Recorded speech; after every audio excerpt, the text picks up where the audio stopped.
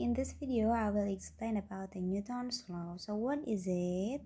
Jadi hukum Newton itu adalah hukum yang menggambarkan hubungan antara force and also the motion on its object gitu. Hukum Newton ini dikemukakan oleh ahli fisika yang berasal dari Inggris bernama Sir Isaac Newton.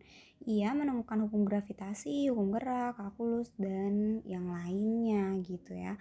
Okay, so for this Newton law, there are three laws. Here, there are Newton first law, Newton second law, and also Newton third law.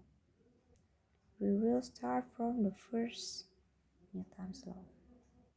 Okay, for the Newton first law states that every object will remain at rest or in a uniform motion in a straight line unless compelled by actions of external force. Jadi maksudnya kayak gini. Ketika ada objek yang diam, maka objek itu akan selalu diam.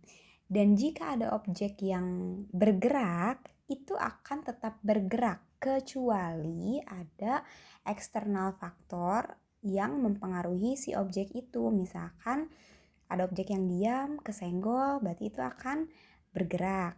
Kalau misalkan ada objek yang bergerak, kita berhentikan objek tersebut, ya maka objek tersebut akan berhenti gitu.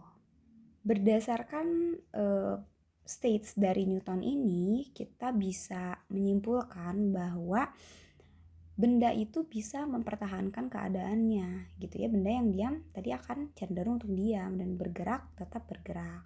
Oleh karena itu, hukum Newton 1 juga disebut dengan hukum kelembaman ya, atau inersia.